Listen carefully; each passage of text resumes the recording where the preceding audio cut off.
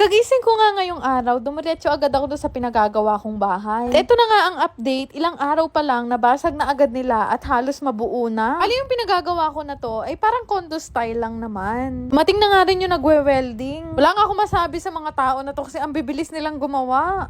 Sinabi nga nila sa akin na 2 weeks lang daw matatapos na daw to. Pero yun na nga sa mga nagtatanong, hindi naman siya ganun kalakihan dahil condo style nga lang yung balak ko. At after nga no, naligo na agad ako dahil meron nga pala akong meeting. May seminar kasi kami ng mga LECCOM ministry dito sa Pulilan. Bali 3 hours daw yung aabuti ng seminar namin. Mayaw nga lang muna kami at nagkanta ng mga joyful songs at maya-maya din naman dumating na tong si Father Dars. Alam nyo ba na napakaganda ng message sa amin ni Father? Sabi niya sa amin, matuto daw tayo mag-appreciate ng iba. At kailangan daw marunong tayong magpahalaga sa ibang tao. Pero ayun na nga, madami-dami din yung mga tinuro sa amin ni Father. Siguro natapos na siya ng 12 p.m. Medyo nagugutom na nga ang lahat dahil hindi pa kami nagbe-breakfast. Buti na lang talaga afternoon, pwede na daw kumain. Tayo na nga, napakaswerte ko dahil yung linya namin yung unang tinawag. Mga time nga na to, nanginginig na ako sa gutom. Hindi naman nga halatang gutom ako dahil lahat ng putahe kinuha ko, may lumpia at saging pang kasama. Pero after nga ng seminar, pinuntahan ko na agad yung mga kapatid ko at itong sa H2, kasama na rin si Bebo. Tuwang-tuwa nga ako, lalo na tong sa H2, dahil meron nag-message sa akin. Napanood daw niya kasi yung last vlog ko na broken daw sa H2. Kaya naman agad-agad ng message siya sa amin at in-invite niya kami sa shop niya para daw bigyan ng regalo masid shirt sa H2. Ayun na nga, ito yung Everyday Hustlin na located dito sa Plaridel, Bulacan. Mga lalaki na lang talaga nagkakaalaman kung magkano yung presyo ng mga t-shirts na yan. Ako sa totoo lang, wala talaga akong alam kung magkano yung mga yan. Kaya naman nung sinabi ko kay H2 na merong gusto mag-sponsor sa kanya, grabe napakasaya niya. Dito nga sa shop na to, ibang-ibang merch yung meron. At syempre yung unang pinuntahan nitong sa H2, masid, wala nang iba. Kaya naman masid, baka naman. Diyos ko po, yung isang t-shirt pala na yan, minsan nagkakahalaga ng 800 to 900 pesos. Sabi kayo magdamit, Diyos ko yung mga sinusuot ko, 150 lang sa Shopee.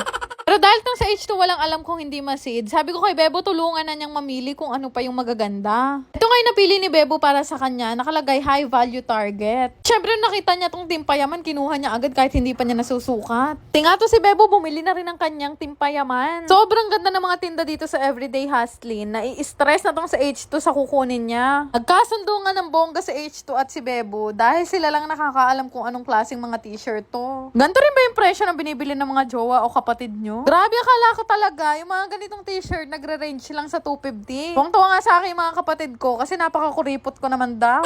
Pero kaya naman daw pala mahal to kasi galing daw to mismo kila Kong at kila Gioong. Iba pa nga daw dyan, galing pa ng ibang bansa. So talaga si H2, adik na adik dyan sa masid merch. Mukha pa nga siya nitong Ginarly ba to? Nakikita niya daw kasi tong suot ni Sir Gavin. Na palang presyo, 850. Sobrang quality talaga ng mga shirt na to at ang gaganda ng mga tela. Bigla nga nakakagwapo at parang pagsuot mo to kahit pawisan ka, mabango ka pa rin tingnan. O loko, kaganda ng ngiti ng kapatid ko. Pero ayun na nga, inaya ko na rin naman si Bebo at baka dumami pa ng dumami bills niya. Sabi, bawat labas ng timpayaman shirt at masid shirt, kinukuha nila. Pero mamumulubi tayo dyan. Pero yun na nga, nagpapasalamat ako dito sa Everyday Hustling kasi ang babait talaga ng owner nito. Pero mo yun, hindi naman vlogger yung kapatid ko, binigyan pa talaga nila ng regalo. Di bali pag ako na-broken, i-message ko na lang kayo. Char. At least napasaya niyo yung kapatid ko at nakalimutan niya kahit papaano na broken pala siya. Ano naman sa mga gusto pang magpasaya dyan kay H2, baka naman.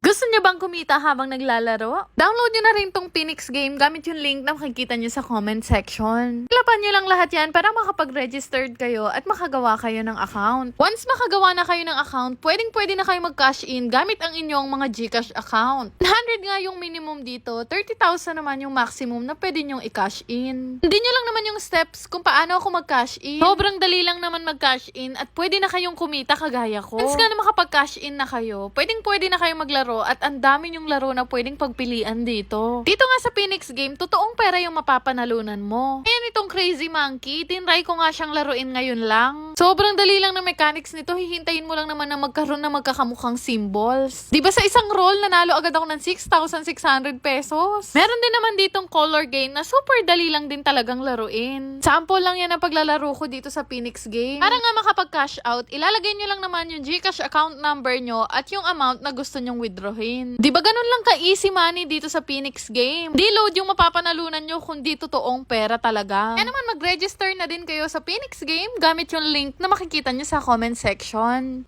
Yan lang naman. Salamat!